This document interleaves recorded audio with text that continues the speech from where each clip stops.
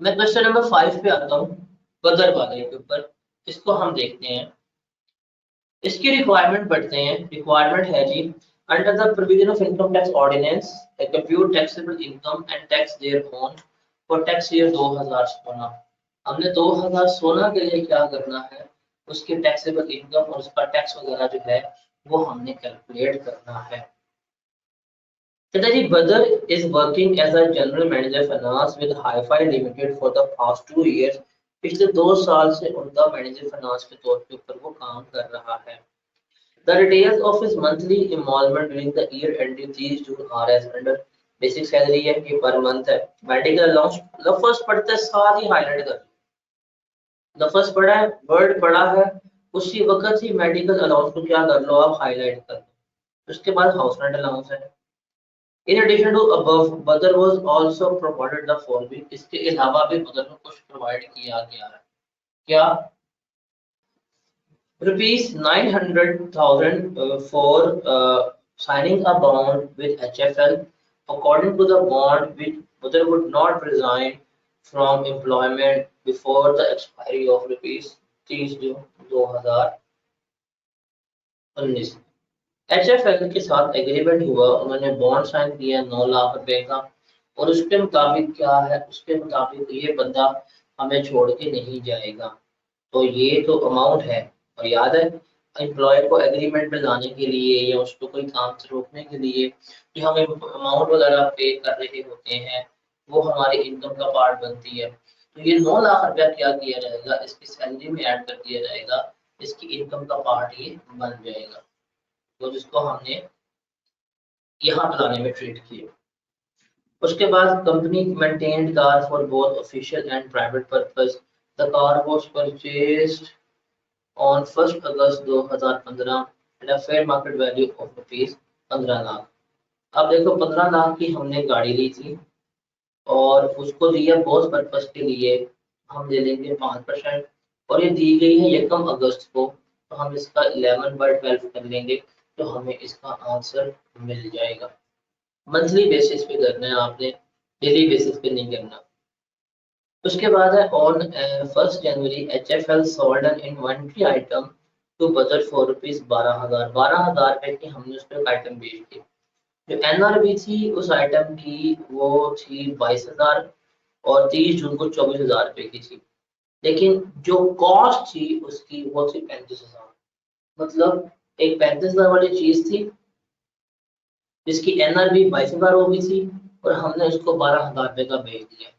तो अब अगर मैं बात करूं 31 दिसंबर को कंपनी ने ये इन्वेंट्री आइटम जो है थी वो अपनी NRV के ऊपर रिकॉर्ड की थी, दैट वाज 22,000। बिकॉज हमें पता है कि जो स्टॉक होता है, जो इन्वेंट्री होती है, वो लोअर ऑफ कॉस्ट में NRV पर रिकॉर्ड की जाती है।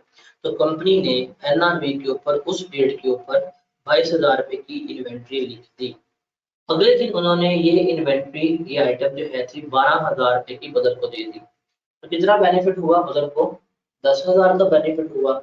ये 10,000 का बेनिफिट जो होगा वो बदर की सैलरी में ऐड कर दिया जाएगा। उसके बाद an option was granted to Badar in August 2014 to acquire 2500 shares in HFL parent company मामू PLC listed on stock exchange. However, the option was exercisable after completion of 1 year of services with HFL. Option दे दी गई, लेकिन वो option जो है वो 1 साल के बाद वो एक्सरसाइज कर सकता था, जब उसका 1 साल का काम का वहां पे टेन्योर पूरा हो जाए। Badar paid an amount equal to 2 lakh. Badar ने 2 लाख रुपया पे की amount to acquire the option, उस ऑप्शन को लेने के लिए। हालांकि जब फेयर मार्केट वैल्यू थी वो 2.5 लाख की ऑप्शन थी, और ये जो ऑप्शन की फेयर मार्केट वैल्यू है ये हमारे लिए रेलेवेंट नहीं होती। On September 15, he paid an amount equivalent to 3 lakh to acquire shares. उसने 3 लाख दिया शेयर्स को एक्वायर करने के लिए। Shares were issued to him on 15 September. Share जिसको है थे 15 सितंबर को इशू हो गए। When the market value of shares was ₹375, जब शेयर्स की मार्केट वैल्यू जो है थी वो 375 थी। तो इसमें आपने एम्प्लॉय शेयर स्कीम का बेनिफिट निकालना है। देखो, 375 शेयर्स की मार्केट वैल्यू थी इसने 2500 शेयर एक्वायर किए हैं, तो उसकी जो टोटल वैल्यू बन रही होगी 375 into 2500, that would be around 937,500। ये उन शेयर्स की मार्केट वैल्यू बन रही है। इसमें से हम लेस कर देंगे कि पे क्या की है, कॉस्ट कितनी पे की है।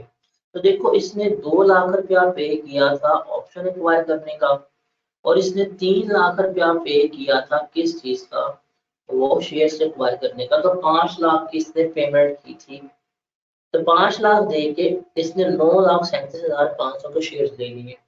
इसे बेनिफिट कितना हुआ होगा, 4,37,500 का बेनिफिट हुआ होगा। ये भी क्या हो जाएगा, ये भी पुत्र की सैलरी में ऐड हो जाएगा। तो इतनी बड़ी एडजस्टमेंट, लेकिन उतनी ही सिंपल है, इसमें ऐसा सच कोई कम्प्लेक्सिटी वगैरह जो है वो इन्वॉल्व नहीं है। Got it.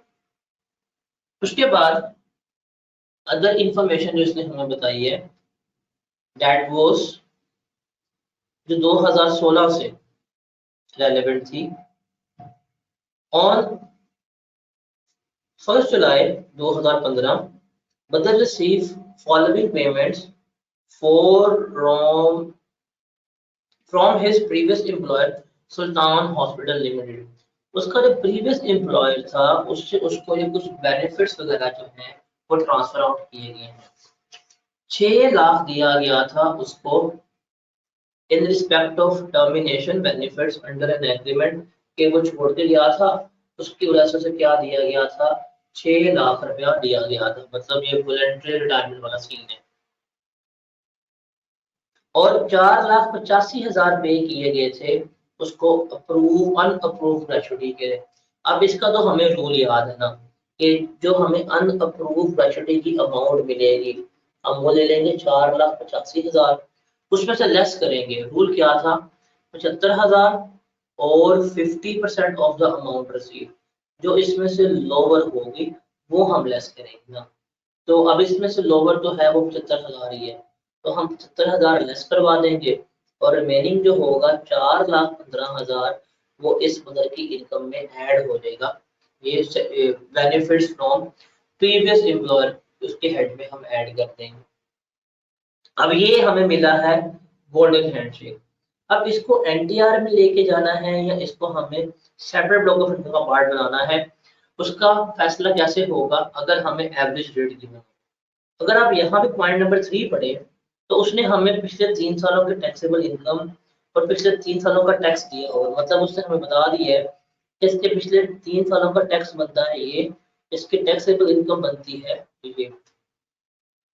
हम इसको मल्टीप्लाई करके एवरेज रेट निकाल सकते हैं। अगर हमारे पास एवरेज रेट आ जाए तो हम इसे फिर क्या करेंगे, हम इसको सेपरेट ब्लॉक ऑफ इनकम का पार्ट बना लेंगे।